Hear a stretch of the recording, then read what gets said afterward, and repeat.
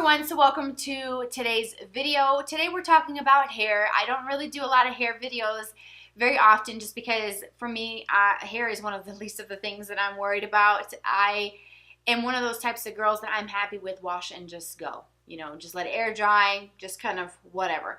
I did get my hair cut back in August and it's grown since then. And it's quite kind of choppy in a way where there's lots of layering put in, so it gives me some volume.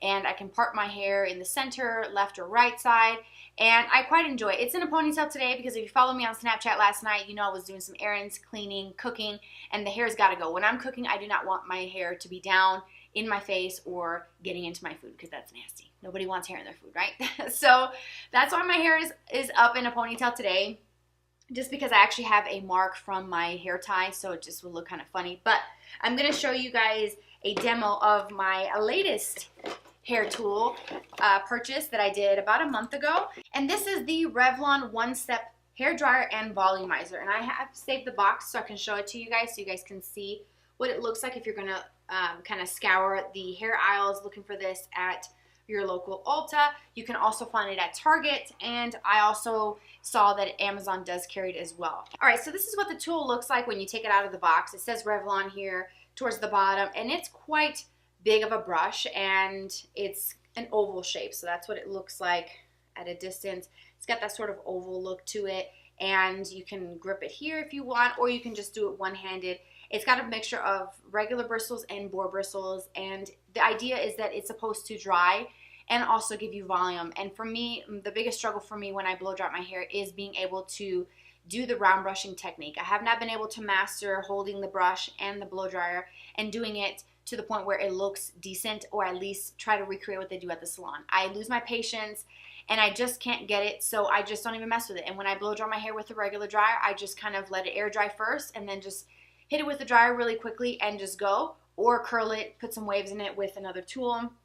But this actually gives my hair a very polished look, which is what I like and what I wanted to achieve with my hair. I wear my hair straight a lot, and with this cut I'm able to wear it straight and not have to feel like it just looks raggedy or kind of weird, like an outgrown cut. It just is a cut that's pretty easy to maintain, and I like that. But I also wanted it to look polished. I wanted it to look like I actually put some effort into it, so that's why I decided to give this a try.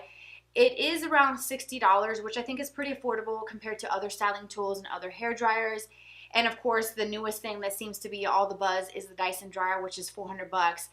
I don't know if that's really worth that much money, but I think this tool is really great. It has a cool setting, a low, and a high. And so I'm going to show you the demo of how I use this to just get a very kind of easy, simple look to my hair. It looks polished. It looks like I took the time and effort to do my hair and not just wash it and walk out the door. And it literally takes me about 15 minutes. I would say that I let my hair dry at least halfway. Sometimes I've done it where my hair is a little bit more damp, and then I've done it where my hair is a little bit more on the drier side. It just depends on how much time I have to get ready. But I usually try to let my hair air dry just a little bit.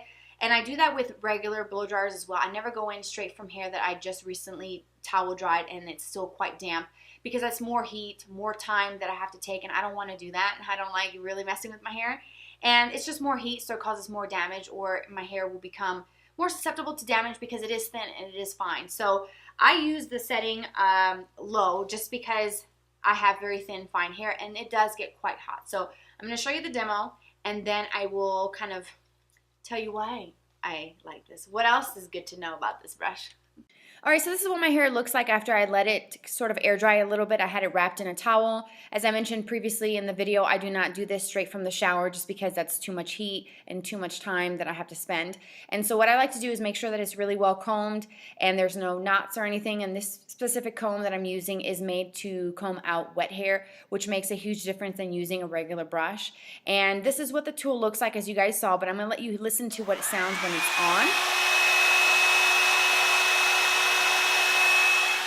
So as you can see, it's not super loud. It does get a little bit louder when you go from the low setting to high, but I'm using it on low, and I'm usually start from the underneath section, but that's going to be a little harder to show you in the video. So what I'm going to do is start with the top section. I've already got my part going, and it's just basically the same technique that you would use if you were using a brush, and or a round brush and a blow dryer. You're just going to kind of do that round sort of flicking of the wrist so that you can actually keep the hair wrapped around the brush at all times. And as you're doing that, there's quite a bit of heat coming out to dry the hair and make it look very sort of polished. It's not frizzy, it gives it some volume. And I'm going to do this same sort of round brush technique. I don't know how to explain this exactly, so you just have to kind of see it and sort of try to recreate it if you do decide to try the tool. And I'm going to do this in sections. I try to do it no more than, a 3 to 4 inch section, basically the width of the brush itself, because otherwise I'm going to have too much hair and it won't actually give me the result that I'm looking for.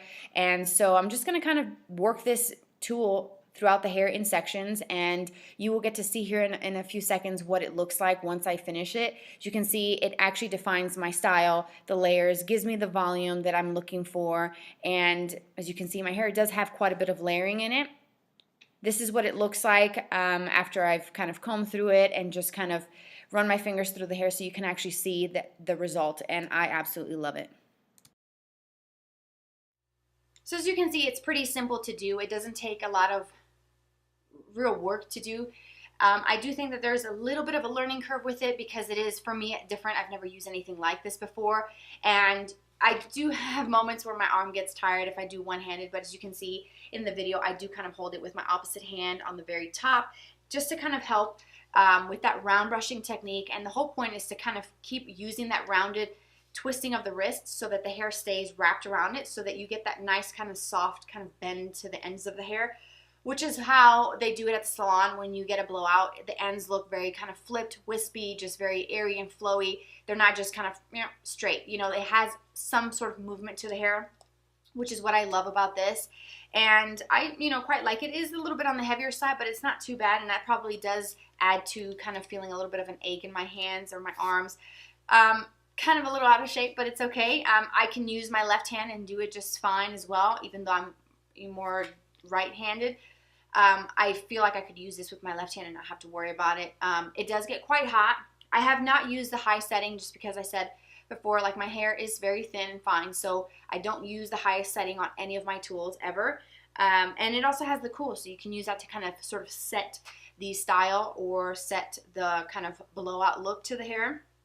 And I actually enjoyed it. I bought this during the Sephora hair event. I think it was the very first weekend in October that they had this on sale for half off. So I got it for like 30 bucks, which is a really great deal being that it normally retails for 60. And I've been using it multiple times a week since then, and it's been over a month. And I am very, very happy with this investment of 30 bucks. Even if I paid the 60 for it, I still would be happy, and that would not change my thoughts on it. I use this all the time. I don't even use my regular dryers, and I don't even feel the need to have to go in and actually curl my hair or have different tools. I have so many tools for so many different things just because I have this idea of what I want my hair to look like, and of course it never turns out, of course. Why would it, right? But it's like I have all these tools, and I just need one good tool that can dry and make my hair look polished, and I feel like I found it. And so that's why I wanted to do this video, to share that with you guys. You guys know I love sharing my most favorite things, and I only talk about the things that I really use on camera and off camera on my personal time. I'm not sponsored by any means. I mean, it would be nice. I'm not gonna lie, but it's okay. I bought this myself, and I'm giving you guys my thoughts and opinions on it. If you've tried anything kind of similar to this from a different brand possibly, or recently or in the past, just let me know what you guys think about it. If you have this tool, do you love it? They have one that's more square, like a traditional kind of paddle brush, which I think is great for just having straight hair, but I do like the sort of ovalness to this.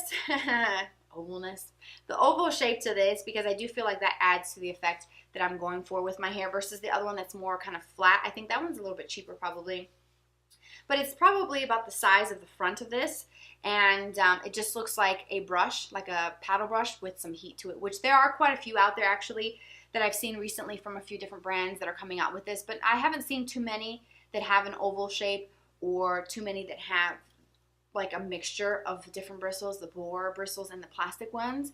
I will say that I do have to clean this after I use it, because I do have to kind of take all of my hair out, but you do shed hair normally anyways, so that's going to happen. Even if you round brush it, you will still have to pick out some hair. So I don't think that's a con per se, but it's just something to mention that you do have to kind of clean it after every use or after every second use. And that also, you know, depends on how much hair you naturally shed. I do shed quite a bit of my hair, too much actually. So I do have to clean it, but I love this. It gets the job done. 15 minutes and I'm done, and my hair actually looks like I put more than 2 minutes into it. So that is my 2 cents. I hope you guys enjoyed this video and this quick demo. I do want to do a video on my favorite like current go-to hair products. I was thinking about adding it to this video, but it would make it a lot longer. Wanted to keep this video a little bit shorter because my tutorial coming up for this look is going to be a little bit longer, kind of just like chatty, get ready with me for the holidays kind of thing.